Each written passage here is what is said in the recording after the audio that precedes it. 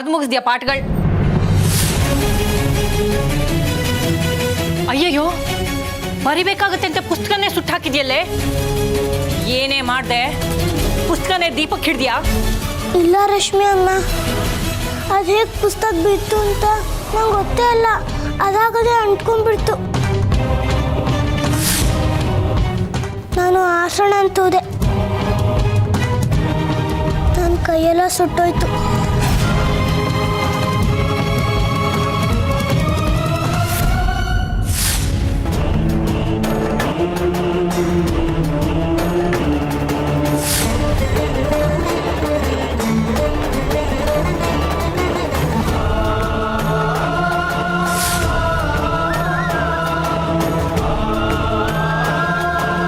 ಒಂಚೂರು ಗಾಯ ಆಗಿದ್ದಕ್ಕೆ ಬರೆಯೋದ್ರಿಂದ ತಪ್ಪಿಸ್ಕೊಳ್ಳೋಣ ಅಂತ ನೋಡ್ತಾ ಇದೀಯಾ? ನೀನು ಮಾಡೋ ಆಟಕ್ಕೆ ಮನೆಯವರೆಲ್ಲ ನಿನ್ನನ್ನು ಮುದ್ದು ಬೇರೆ ಮಾಡ್ತಾರೆ. ಸರಿ ಸರಿ, ಈಗ ಹೋಗಿ ಊಟ ಮಾಡ್ಕೊಂಡು ಬಾ, ಆಮೇಲೆ ಬೇರೆ ಪುಸ್ತಕ ತೊಗೊಂಡು ಬರೆಯುವಂತೆ.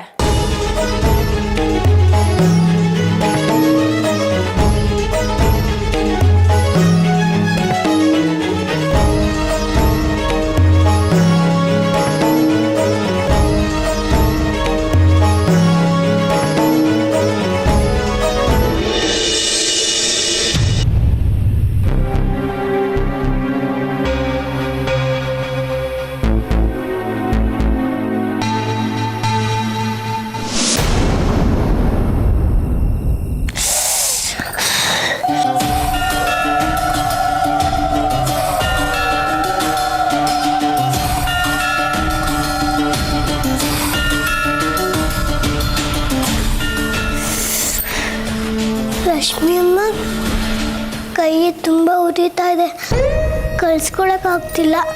ಏನಾರ ಔಷಧಿ ಇದ್ರೆ ಹಚ್ಚುತ್ಯಾ? ಊಟ ಮಾಡುವಾಗ ಔಷಧಿ ಹಚ್ಕೊಂಡ್ರೆ ಕೈಯೆಲ್ಲ ವಾಸನೆ ಬರುತ್ತೆ, ಆಮೇಲೆ ಊಟ ಮಾಡೋದಕ್ಕಾಗೋದಿಲ್ಲ. ಅದೆಲ್ಲ ಆಮೇಲೆ ನೋಡೋಣ, ಮೊದಲು ಊಟ ಮಾಡು.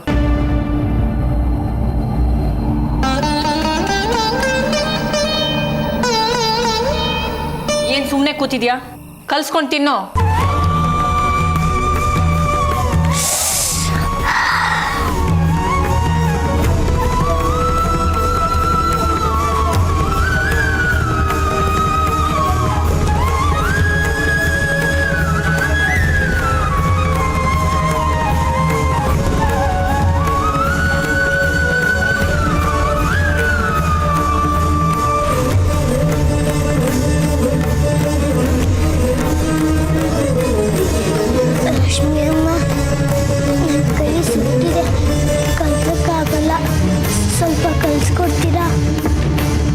ಎಲ್ಲ ಮಾಡಬೇಡ.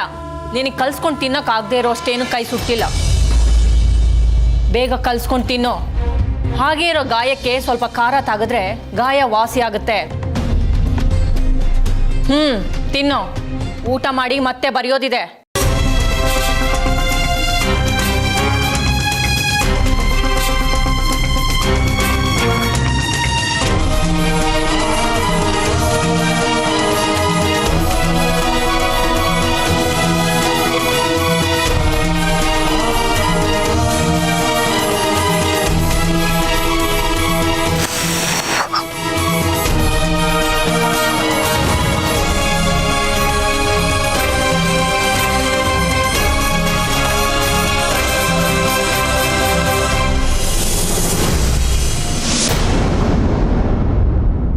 ರಶ್ಮಿ ಅಮ್ಮ,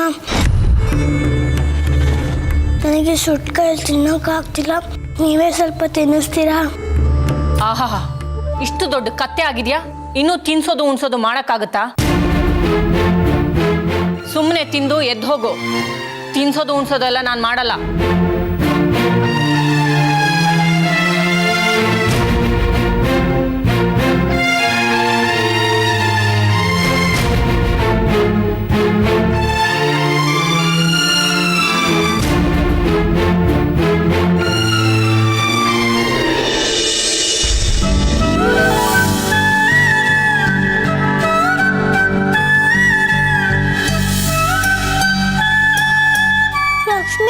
ಸಾಕು.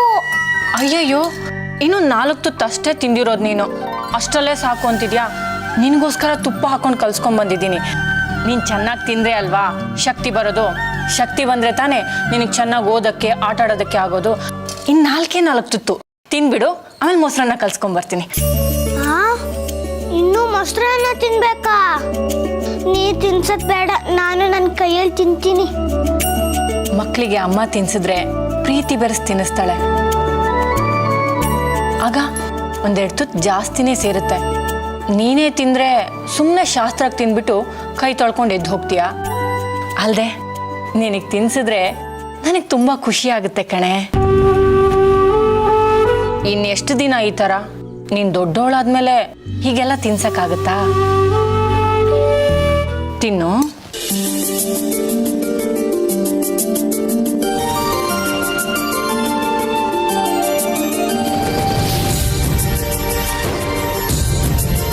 ರಶ್ಮಿ ಅಮ್ಮ, ನೀವು ನನ್ನನ್ನು ಹೀಗೆ ಮುದ್ದು ಮಾಡಿ ತಿನ್ನಿಸ್ತಾ ಇದ್ರೆ ನಾನು ಮುದುಕಿ ಆದ್ರೂ ನಿಮ್ಮ ಹತ್ರನೇ ತಿನ್ಸ್ಕೊತೀನಿ.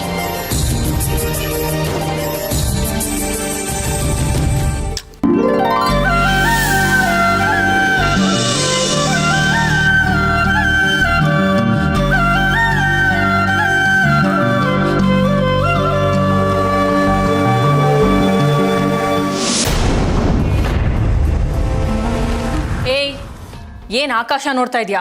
ತಿಂದೆದ್ದೇಳು.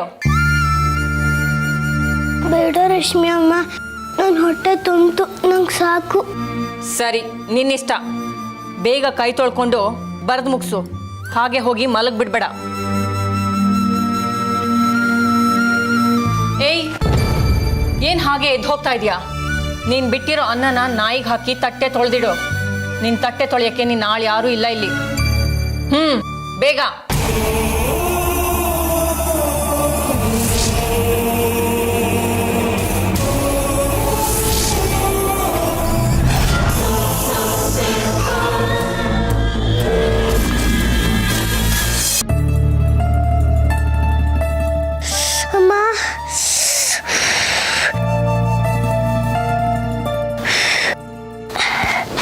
ಏನಾಯ್ತು ಪುಟ? ಏನಾಯ್ತೆ? ಅಯ್ಯೋ ದೇವ್ರೆ, ಕೈಯೆಲ್ಲ ಸುಟ್ಕೊಂಡಿದ್ಯಲ್ಲೇ. ಏನ್ ಅಡಿಗೆ ಮಾಡಕ್ ಹೋಗಿದ್ಯಾ? ಅಡುಗೆ ಪಡಿಗೆ ಏನೂ ಇಲ್ಲ ಅಜ್ಜಿ. ಮನೆ ಬೆಳಕ್ ಹೋಗಿತ್ತಲ್ಲ, ಅದಕ್ಕೆ ಅಭ್ಯಾಸ ಮಾಡ್ಕೊಳ್ಳೋಣ ಅಂತ ಮೇಣದ ಬತ್ತಿ ಹಚ್ಕೊಂಡಿದ್ದೆ.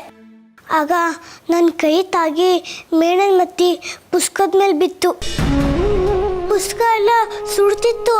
ಅದನ್ನ ಕೈಯಲ್ಲಿ ಆರಿಸೋಣ ಅಂತ ಹೋದೆ. ಆಗ ಸ್ವಲ್ಪ ಕೈಗೆ ಬೆಂಕಿ ತಗಲ್ತು. ಪಾಠ ಬರೆಯೋಕ್ಕೂ ಆಗಲಿಲ್ಲ. ಅಯ್ಯೋ ನನ್ನ ಕಂದ, ಇದೇನ್ ಮಾಡ್ಕೊಂಡೆ? ಆ ಕಡೆ ಬಾಲಾಂಬಿಕೆ ಆಗಿದ್ದದ್ದು ತಪ್ಪು.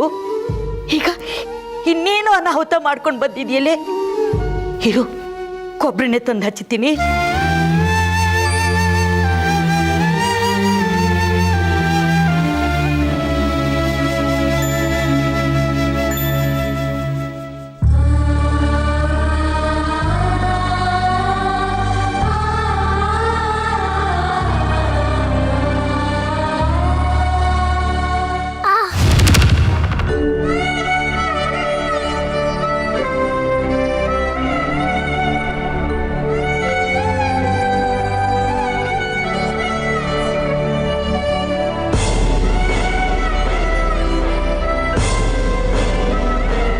ಸಾಕು ಬಿಡಜ್ಜಿ, ಮಲಗ್ತೀನಿ. ಮಲಗಿದ್ರೆ ನೋವೇನು ಗೊತ್ತಾಗಲ್ಲ. ಇವತ್ತು ಕಥೆನ್ ಬೇಡ, ಪಾಠ ನೆನೆಸ್ಕೊಂಡೇ ಮಲ್ಕೊಂತೀನಿ. ಅಯ್ಯೋ ನನ್ನ ಕಂದ, ಕನಸು ಮನಸ್ಸಿನಲ್ಲೂ ನಿನಗೆ ಪಾಠನೇನೆ. ಇರು, ನೀನು ಸ್ವಲ್ಪ ಹೊತ್ತು ಮಲಿಕೋ. ನಾನು ಹೋಗಿ ಪಾತ್ರೆ ತೊಳೆದ್ಬಿಟ್ಟು ಬರ್ತೀನಿ.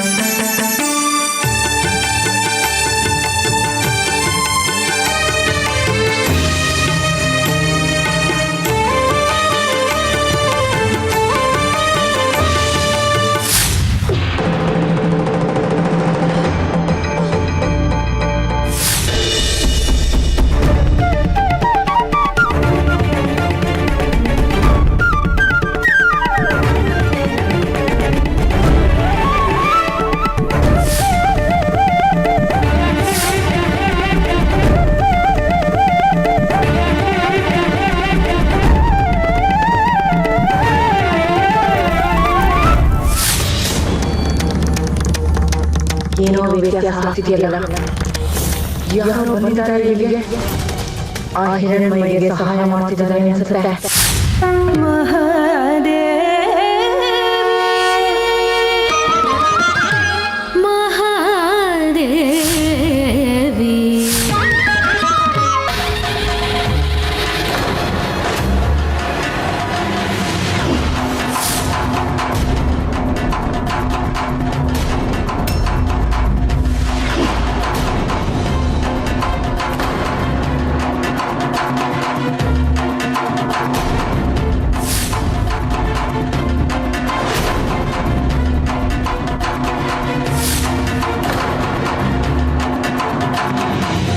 ಕಡೆಗೆ ಮಾತು ತಪ್ಪಿಬಿಟ್ಟಿಯಲ್ಲ ತ್ರಿಪುರ ಸುಂದರಿ, ಬಿಡಲ್ಲ ನಿನ್ನನ್ನ. ಲೋಕದ ಅಪಖ್ಯಾತಿಗೆ ಖಂಡಿತ ಗುರಿಯಾಗ್ತೀಯ. ನೋಡ್ತಾ ಇರು.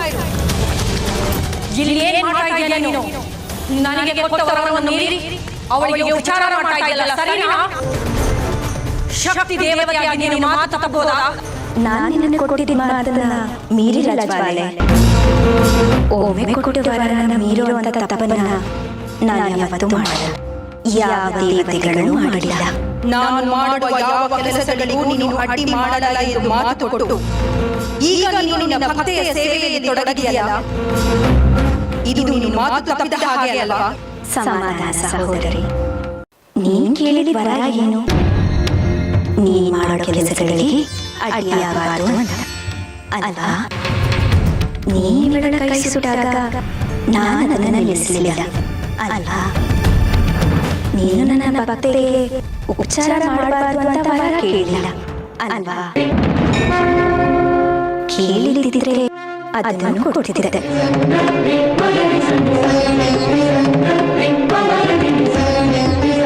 ನಿನ್ನಾಟನ ನೀನಾಡು. ನನ್ನ ಭಕ್ತಿಯನ್ನು ಕಾಪಾಡೋದಕ್ಕೆ ಏನ್ ಮಾಡಬೇಕು ಅದನ್ನ ನಾನು ಮಾಡ್ತೀನಿ.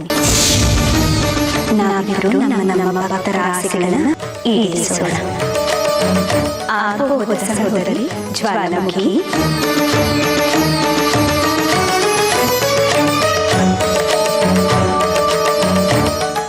ನನ್ನ ಭಕ್ತಿ ಈಗ ನಿದ್ರೆ ಮಾಡ್ತಿದ್ದಾಳೆ.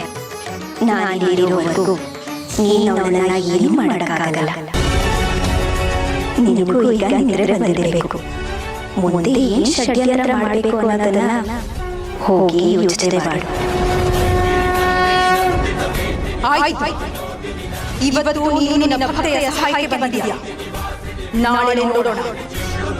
ನೀನು ಅವಳಿಗೆ ಸಹಾಯ ಮಾಡಕ್ಕಾಗಬಾರ್ದು ಅಂತ ಕಿರುಕುಳ ಕೊಡ್ತೀನಿ. ನಾನು ನೀನ ನೋಡೇ ಬಿಡೋಣ.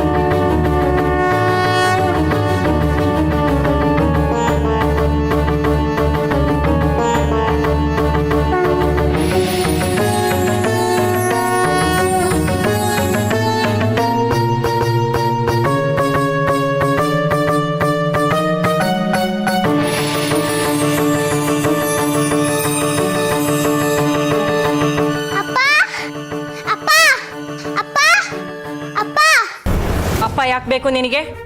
ಅಮ್ಮ ಆಗಲ್ವಾ? ನಿನ್ನ ನೋಡ್ಕೊಳ್ಳೋದಕ್ಕೆ ಮಾತ್ರ ಅಮ್ಮ ಬೇಕು, ಕರೆಯೋದಕ್ಕೆ ಅಪ್ಪ ಬೇಕಾ? ನನ್ನನ್ನು ಕರಿಬಾರ್ದ ನಿನ್ನ ಬಾಯಿ ತುಂಬ ಅಮ್ಮ ಅಂತ? ನನಗೆ ನನಗೆ ಯಾಕೋ ನೆನ್ನೆಯಿಂದ ನಿಮ್ಮ ಕಂಡ್ರೆ ತುಂಬ ಭಯ ಆಗ್ತಿದೆ ರಶ್ಮಿ ಅಮ್ಮ. ನೀವೇ ನನ್ನ ನಿಜವಾದ ರಶ್ಮಿ ಅಮ್ಮ ಇದು ಅಂತ ನಂಗೆ ತುಂಬ ಭಯ ಆಗ್ತಿದೆ. ಅದಕ್ಕೆ ಅಪ್ಪನ ಕರೆದೆ ಅಷ್ಟೇ. ಹೆದರಿಕೆ ಒಂಥರ ಒಳ್ಳೇದೆ, ಹೀಗೆ ಇರಲಿ ಭಯ ಭಕ್ತಿ. ಹೌದು ಅಪ್ಪ ಇಲ್ಲಿ ನಾನು ಎಷ್ಟು ಕೂಗಿದ್ರು ಬರ್ತಾನೆ ಇಲ್ವಲ್ಲ? ಮನೇಲಿಲ್ಲ, ಏನೋ ಅವಸರದ ಕೆಲಸ ಅಂತ ಬೇಗನೆ ಎದ್ದು ಹೋದ್ರು. ಓ ನನಗೆ ಹೇಳ್ದೆ ಹೋಗಲ್ವಲ್ಲ ಅವರು? ಬೆಳಗ್ಗೆ ನನ್ನ ಮುಖ ನೋಡಿ ನಂಗೊಂದು ಮುತ್ತು ಕೊಟ್ಟು ಹೋಗ್ತಾ ಇದ್ರು. ತುಂಬಾ ಅವಸರ ಇತ್ತೇನೋ, ಅದಕ್ಕೆ ಹೋಗಿದ್ದಾರೆ. ಏನೀಗ? ಹಾಗೇನಾದ್ರು ಹೋಗೋದಾಗಿದ್ರೆ ರಾತ್ರಿ ಮಲ್ಗೋಕ್ಕಿಂತ ಮುಂಚೆನೇ ಹೇಳ್ತಿದ್ರು. ಓ ಮಹಾರಾಣಿ ನೀನು, ಎಲ್ಲ ನಿನಗೆ ಹೇಳಿಬಿಟ್ಟೆ ಹೋಗ್ತಾರೆ. ಏನು ತುಂಬಾ ವಿಚಾರಿಸ್ತಿದ್ಯಾ? ನಾನು ಹೇಳೋದ್ರ ಬಗ್ಗೆ ನಂಬಿಕೆ ಇಲ್ವಾ ನಿನಗೆ? ನಾನು ಸುಳ್ಳು ಹೇಳ್ತಾ ಇದ್ದೀನಿ ಅಂತನಾ? ಇಲ್ಲ, ಅದು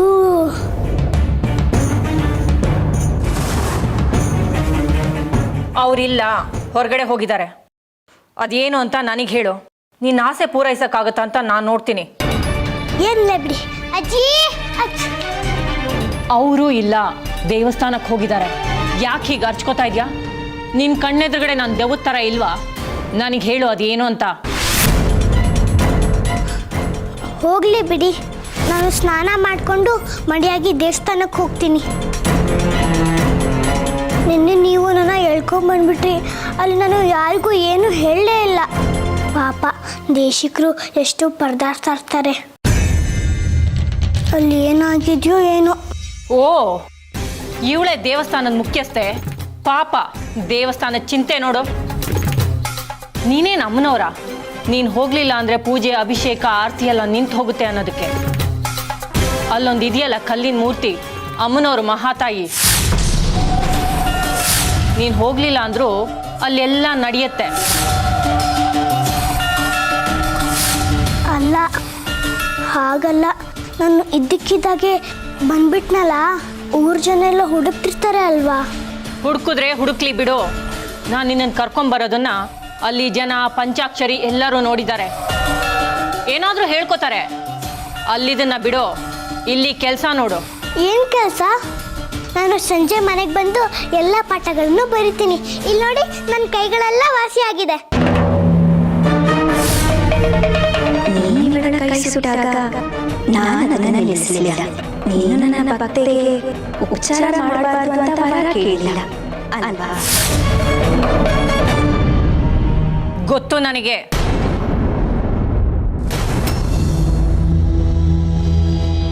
ಅಂದ್ರೆ ನಿನ್ನ ಕೈ ಗಾಯ ಹೇಗೆ ವಾಸಿ ಆಯ್ತು ಅಂತ ನನಗೆ ಗೊತ್ತು ಅಂದೆ. ಹೇಗೆ ವಾಸಿ ಆಯ್ತು ನನ್ನ ಕೈ? ಅದು ನೀನು ರಾತ್ರಿ ಮಲಗಿರುವಾಗ ನಾನೇ ನಿನ್ನ ಕೈಗೆ ಬಂದು ಔಷಧಿ ಹಚ್ಚಿದೆ.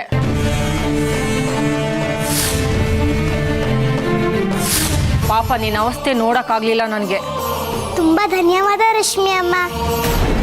ನಾನೇನು ಆ ಮಹಾತಾಯಿನೇ ಬಂದು ನನಗೆ ಈ ಥರ ಎಲ್ಲ ಸಹಾಯ ಮಾಡೋದು ಅಂತ ಅನ್ಕೊಂಡೆ.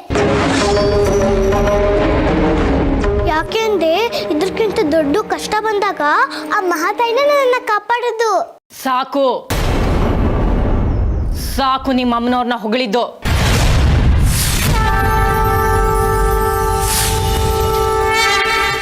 ಮನೆ ಬಟ್ಟೆಗಳು ತುಂಬ ಬಿದ್ದಿದೆ, ಅದನ್ನೆಲ್ಲ ಒಗೆದು ಮಡಿ ಮಾಡು.